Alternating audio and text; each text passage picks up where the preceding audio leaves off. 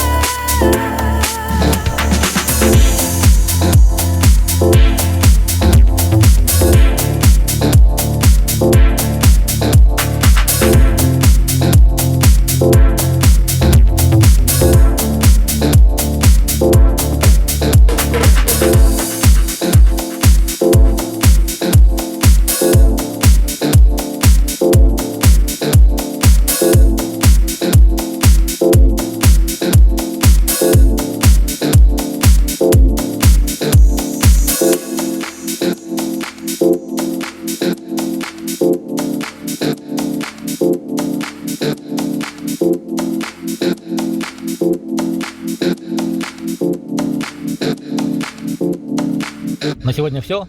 Новое открывай, впечатление получай, видео не пропускай. До завтра.